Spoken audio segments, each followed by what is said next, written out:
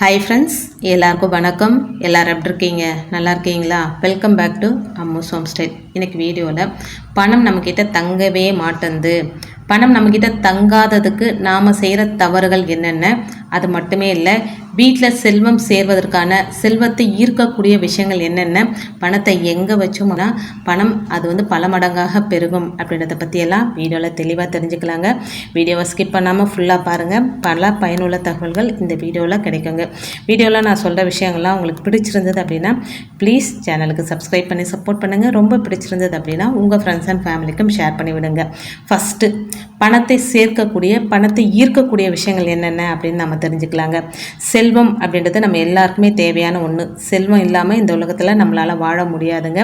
அத்தகைய செல்வத்தை நம்ம வீட்டில் சரியான இடத்துல வைக்கும் போதே அது சேரும், இல்லைன்னா வீண் விரயம் அப்படின்றது ஏற்படுங்க. இந்த வீடியோவில் பணத்தை வீட்டில் எங்கே வைக்கிறது நல்லது அப்படின்றத பற்றி ஃபஸ்ட்டு பார்ப்பாங்க. அதுக்கப்புறம் நம்ம செய்யக்கூடாத தவறுகள் என்னென்ன அப்படின்றத பற்றி பார்க்கலாங்க. நாம் சம்பாதிக்கிற பணத்தை சரியான இடத்துல வைக்கணும்.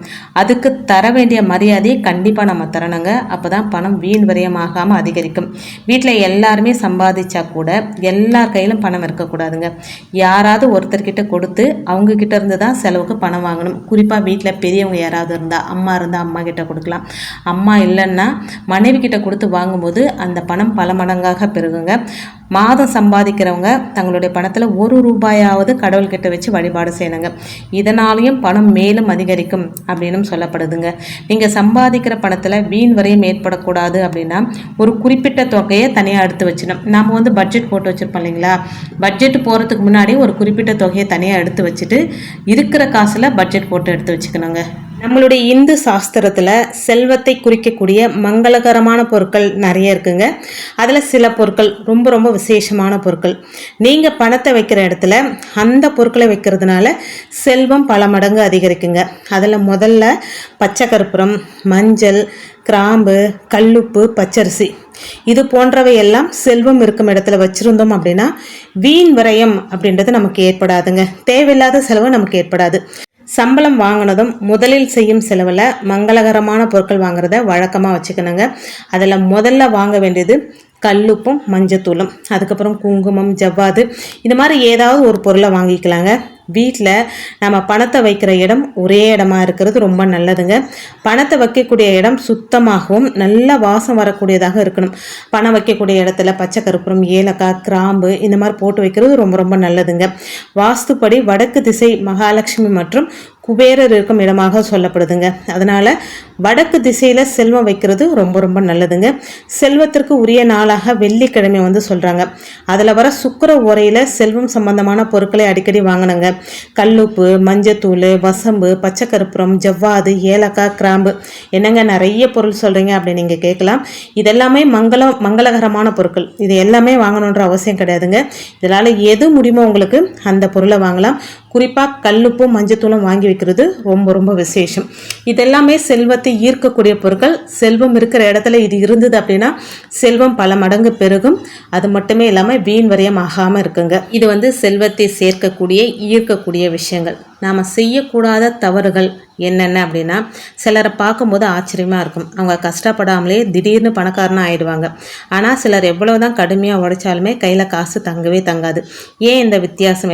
எல்லாமே அதிர்ஷ்டம் அப்படின்னு நம்ம நினைக்கலாங்க. ஆனால் நம்மளுடைய சில பழக்க வழக்கங்களும் எண்ணங்களும் தான் பணம் நம்மக்கிட்ட வர்றதை தடுக்குது அப்படின்னு ஆன்மீகம் சொல்லுதுங்க. அது என்னென்ன தவறுகள் அப்படின்னு தெரிஞ்சுக்கிட்டு அதை சரி செஞ்சோம் அப்படின்னா நாமளும் பணக்காரர் ஆகலாங்க. முதல் விஷயம், நம்மிடம் எவ்வளோ பணம் இருந்தாலுமே அதில் ஒரு பகுதியாவது இல்லாதவங்களுக்கு கொடுக்கணுங்க. தானம் தலை காக்கும் அப்படின்னு பெரியவங்க சொல்கிறதை கேள்விப்பட்டிருப்போம். உதவி தேவைப்படுறவங்களுக்கு நம்மளால் முடிஞ்சதை கொடுக்கும்போது இந்த பிரபஞ்சம் நமக்கு இன்னும் அதிகமாக கொடுக்கும். நம்ம எந்த அளவுக்கு கொடுக்குறோமோ அதை விட பல மடங்கு இந்த பிரபஞ்சம் நமக்கு கொடுக்கும். இது முதல் விதிங்க. ரெண்டாவது பணத்தை மதிக்க கற்றுக்கணுங்க. பணம் அப்படின்றது வெறும் காகிதம் மட்டும் இல்லைங்க, அதுக்கு ஒரு மதிப்பு இருக்குது. பணத்தை மதிக்காமல் கண்டபடி செலவு செய்வது, கிழிக்கிறது, வீணாக்குறது போன்ற செயல்கள் பணத்தின் பணத்தின் அருமையை நமக்கு தெரியாமல் செஞ்சுருங்க. அதே போல் அடுத்தவங்களை ஏமாற்றியோ பொய் சொல்லியோ பணம் சம்பாதிச்சோம் அப்படின்னா அது வந்து கர்ம கடன் ஆகிடுங்க. அதாவது நாம் செய்யும் தவறுகளுக்கான விளைவு நம்மளுடைய முன்னேற்றத்தை தடுக்கும். அதனால் பணத்தை எப்போதும் மரியாதையோடு நம்ம கையாளணுங்க. 3வது விஷயம், இது ரொம்ப ரொம்ப முக்கியமான விஷயங்க, நன்றி சொல்ல மறக்கக்கூடாதுங்க. நம்மக்கிட்ட இருக்கிற சின்ன சின்ன விஷயங்களுக்கு நம்ம நன்றி சொல்லணுங்க. நல்ல சாப்பாடு, குடிநீர், வசதியான வீடு, நம்ம கையில் இருக்கிற பணம் அப்படின்னு எல்லாத்துக்குமே தினமுமே நன்றி சொல்லணுங்க. நம்மிடம் இருப்பதுக்கு நன்றி சொல்லாமல் இல்லாததை நினச்சி குறை சொல்லிக்கிட்டே இருந்தோம் அப்படின்னா பிரபஞ்சம் நமக்கு மேலும் கொடுக்கறத தடுத்துடுங்க. வீட்டை சுத்தமாக வச்சுக்கிறதும் தேவையில்லாத செலவுகளை தவிர்ப்பதும் மகாலட்சுமியை கவர்ந்து செல்வத்தை ஈர்க்குங்க. அதே போல் பணத்தை பற்றிய நல்ல எண்ணங்கள் நமக்கு இருக்கணுங்க. பணம் எல்லா பிரச்சனைக்கும் காரணம், பணக்காரங்க எல்லாருமே கெட்டவங்க அப்படி போன்ற எதிர்மறையான எண்ணங்கள் நம்ம மனசில் ஆழமாக பதிஞ்சிருந்தது அப்படின்னா பணம் நம்ம விட்டு விலகி போகுங்க.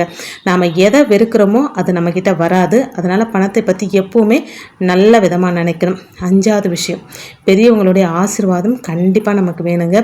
ஆசிரியர்கள், குருமார்கள், பெற்றோர்கள் மற்றும் வயசில் பெரியவங்களை எப்போவுமே நம்ம மதிக்கணுங்க. அவங்களுடைய ஆசீர்வாதம் ஒரு மிகப்பெரிய பாதுகாப்பு கவசம் போன்றதுங்க. முற்பிறவிலையோ அப்படின்னா இந்த பிறவிலோ அவங்களை அவமதிச்சிருந்தீங்க அப்படின்னா அதுவும் நமது முன்னேற்றத்துக்கு தடையாக இருக்கலாங்க. அதனால் எப்போவுமே பெரியவங்க கிட்ட மரியாதையாகவும் பணிவாகவும் நடந்துக்கோங்க. அவங்களுடைய வாழ்த்துக்கள் செல்வத்திற்கான கதவுகளை திறக்கும் அப்படின்னு சொல்லப்படுதுங்க. ஸோ இன்னைக்கு வீடியோவில் பணத்தை ஈர்க்கிற விஷயங்கள், பணம் நம்மக்கிட்ட சேராததுக்கான நாம் மாற்றிக்க வேண்டிய சில குணநலங்கள் பற்றி உங்களோட ஷேர் பண்ணிக்கிட்டதில் உண்மையிலே எனக்கு ரொம்ப ரொம்ப சந்தோஷம். வீடியோவில் நான் சொன்ன விஷயங்கள்லாம் உங்களுக்கு பிடிச்சிருந்தது அப்படின்னா ப்ளீஸ் சேனலுக்கு சப்ஸ்கிரைப் பண்ணி சப்போர்ட் பண்ணுங்கள். ரொம்ப பிடிச்சிருந்தது அப்படின்னா உங்கள் ஃப்ரெண்ட்ஸ் அண்ட் ஃபேமிலிக்கும் ஷேர் பண்ணி விடுங்க. இதே மாதிரி ஆன்மீக தகவல் பற்றி நீங்கள் தெரிஞ்சுக்கணும் அப்படின்னா நம்ம சேனலை கண்டிப்பாக சப்ஸ்கிரைப் பண்ணிக்கோங்க. தேங்க்ஸ் ஃபார் வாட்சிங் friends. Take care and bye.